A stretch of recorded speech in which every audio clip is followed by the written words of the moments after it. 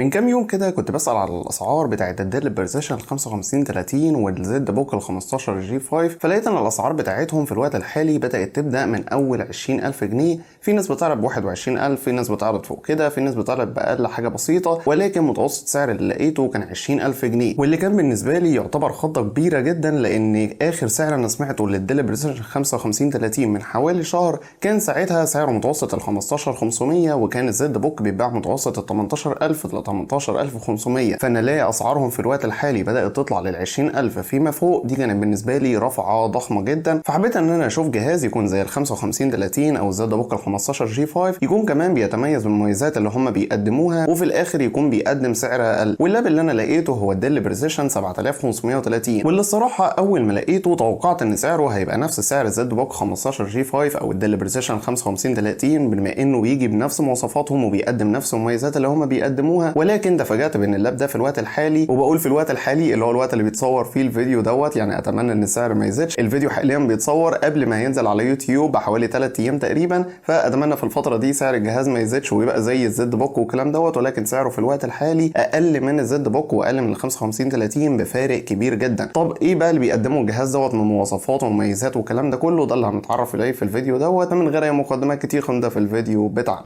قبل بس ما نبدا في المراجعه بتاعتنا لازم تبقى عارف ان المراجعه دي مش بس هتكون مراجعه لللاب، ولكن همشي كده في كل نقطه هقارن بينه وبين الزد بوك 15 جي 5، بحيث ان انت برضو تبقى عارف انهي فيهم افضل بالنسبه لك. نبدا اول حاجه بمواصفات الجهاز. اول حاجه بالنسبه للمعالج، في اللاب ده بيجي معالج كور اي 7 8850 اتش، ده معالج 6 مسارات 12 نواه وتردد تربو 4.3 جيجا هرتز. بالنسبه لكارت الشاشه، فاللاب دوت زيه زي اي لاب تاني بينزل فيه كارتين شاشه. الاول هو الكارت المدمج اللي هو الانتل الترا اتش دي 630. بالنسبه للكارت الخارجي والمهم بقى هو الانفيديا كوادرو بي 2000. كارت شاشه بيجي بمساحه اساسيه 4 جيجا برامات جي دي دي ار 5. بالنسبه للهارد والرامات، فالجهاز هنا جاي لي بهارد 512 جيجا اس اس دي ام دوت 2 مع رامات 16 جيجا. وايوه انا بقول كلمه هارد قبل اس اس دي، لان في بعض الناس قابلتهم فاكرين ان الاس اس دي ده حاجه بتدعم الرامات والكلام ده، ما يعرفوش ان هو نوع من انواع الهاردات. فعشان كده بقول هارد عشان برضو اسهل للناس اللي ما تعرفش يبقوا فاهمين ان انا بتكلم هنا عن الهارد. وبالنسبه للشاشه، فاللاب هنا بيجي بشاشه 15.6 انش بدقه فول اتش دي. كده المواصفات بتاعته هي بالظبط نفس مواصفات الزد بوك 15 جي 5، بس اللي شاف فيديو الزد بوك انا ساعتها قلت ان الجهاز معايا بمعالج زيون، ولكن خلي بالك ان معالج الزيون ده كده مش موجود في الوقت الحالي. ولكن الاختلاف في المواصفات بيجي في نقطه واحده بس، وهو كارت الشاشه. الاختلاف هنا بيجي ان في نسخه بتنزل من اللاب الديل دوت بكارت شاشه انفيديا بي 3200، وده كارت الشاشه بيكون مساحته الاساسيه 6 جيجا برامات جي دي دي ار 5، بيكون طبعا افضل من البي 2000. ولكن لازم تعرف ان النسخه دي شبه مش متوفره في الوقت الحالي، انا دورت عليها في كل حته مش لاقيها، وحتى لو انت لقيتها هتلاقي متوسط سعرها في الوقت الحالي بيوصل ل 22,000 و23,000، وارقام خزعبليه شويه الصراحه على المواصفات اللي بيقدمها يعني الجهاز. فانا شايف ان نسخه البي 3200 ما تستحقش قوي في السعر اللي بتتعرض بيه في الوقت الحالي. ولكن عشان الديل هنا في ميزه عن الزد بوك، حته ان ممكن قدام تجيب له كارت شاشه اعلى، فهنا النقطه هتروح لصالح الديل.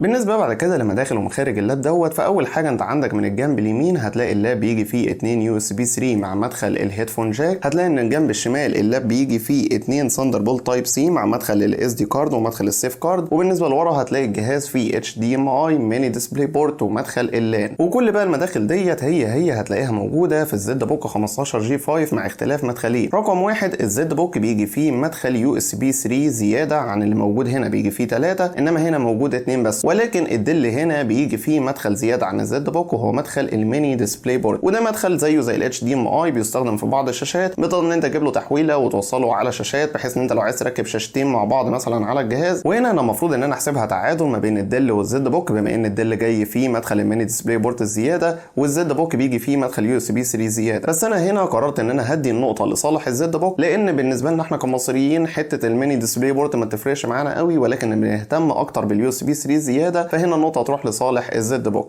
بالنسبه للشاشه انا مش محتاج اتكلم عنها كتير، الشاشه هي تيبيكال بالظبط شاشه الزد بوك 15 جي 5، مفيش اي فرق خالص. حتى الزد بوك بينزل منه نسخ 4K، برضو الدل بينزل منه في نسخ 4K، فكشاشه مفيش اي فرق خالص ما بين الشاشتين. الفرق الوحيد اللي بيتميز بيه الدل سنه ان الحواف بتاعه الشاشه هنا اصغر بحاجه بسيطه جدا عن الزد بوك ال 15 جي 5، الحواف اللي بتيجي حوالين الشاشه. ولكن انا هحسبها هنا تعادل، لان مش هعتبر دي ميزه قوي، لان الفرق بينهم بسيط جدا، فمش محتاجه ان انا ادي نقطه لصالح واحد فيهم على التاني. نتكلم بقى بعد كده عن البطاريه بتاعه الجهاز. الجهاز ده زيه زي معظم اجهزه الدل بينزل فيه نسختين من البطاريه. النسخه الاولى وهي النسخه الصغيره اللي بتقبل معاها هارد اتش دي دي زياده، وهي النسخه اللي بتيجي 64 واط اور، والنسخه دي هتقعد معاك متوسط من ساعتين ونص لحد 3 ساعات. والنسخه الثانيه بتكون 97 واط اور، وديت ما بتقبلش معاها اتش دي دي، بس في المقابل هتاخد وقت اطول في البطاريه، والبطاريه ساعتها هتقعد معاك متوسط ال 3 ساعات لحد 4 ساعات، وممكن كمان تعدي ال4 ساعات معاك. وهنا بيتفوق بقى الزد بوك شويه وبياخد النقطه في الحته دي، لان الزد بوك بيجي ببطاريه ال 97 واط اور، ما بينزلش منه نسختين، هي نسخه واحده بس، معاها كمان بيقبل الهارد الاتش دي دي زياده. فدي نقطه بتروح لصالح الزد بوك، ان انت مش محتاج تستغنى عن حاجه قصاد حاجه، انت هتاخد الاثنين مع بعض، بتاخد البطاريه الكبيره مع نقطه الاتش دي دي.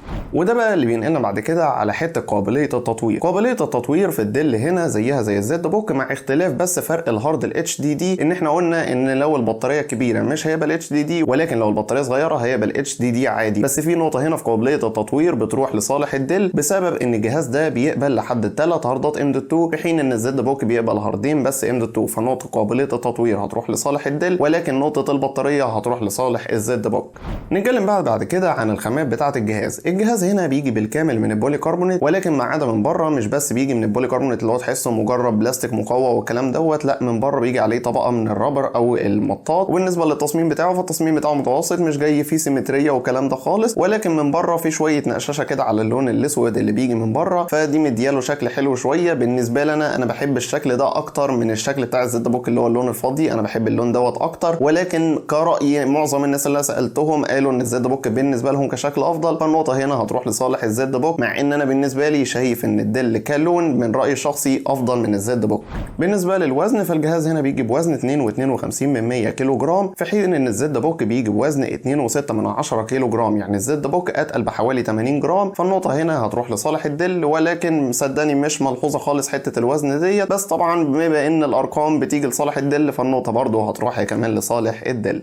ندخل بقى بعد كده على التبريد بتاع الجهاز دوت، واللي يعتبر اهم نقطه بالنسبه لي وبالنسبه لاي حد بيشتري جهاز ورك ستيشن، وهي نقطه التبريد. واللي الصراحه اتفاجئت جدا لما جيت اجرب تبريد الجهاز دوت، لاني كنت متوقع ان درجات الحراره فيه هتكون اعلى شويه من الزد بوك، ولكن تفاجأت بان درجات الحراره هنا اقل من الزد بوك. هي مش فروقات كبيره، فروقات بتبقى حوالي 3 4 درجات بين الجهازين، وكده كده الاثنين تبريدهم كويس، ولكن ان الدل يكسر اخيرا حته ان الزد بوك كان دايما في الجيل السادس والجيل السابع بكل اجهزته كان متفوق على شركه دل من ناحيه درجات الحراره. ده يعتبر اول جهاز دل اجربه يكسر اخيرا الحته ديت، ويبدا درجات الحراره بتاعته تبقى اقل من درجات حراره الزد بوك. فهنا هتلاقي ان درجات الحراره بتاع كارت الشاشه تحت الضغط او اللعب على الجهاز لفتره طويله، متوسط درجه حراره كارت الشاشه كانت حوالي ال 64 ل 65، في متوسط درجه حراره المعالج كانت حوالي 73 درجه، في حين ان الزد بوك لما جربته كان ساعتها متوسط ال 75، وساعات كان بيطلع لل 77 او 78. زي ما قلت هي مش فروقات كبيره، فروقات من بينهم بسيطه، والاثنين كده كده درجات حرارتهم كويسه جدا، ولكن النقطه هنا هتروح لصالح الدل، بما انه لا يزال متفوق حتى ولو بحاجه بسيطه، لا يزال متفوق على الزد بوك. وبعد بقى ما اتكلمنا عن نقطه تبريد، خلينا ان احنا نختبر بقى الكلام دوت بشكل فعلي على لعبه جاد اوف وور. هسيبك بقى تتفرج على تجربه الاداء بتاع الجهاز عشان اقول لك في الاخر سعره، وهل تشتريه هو ولا الزد بوك 15 جي 5.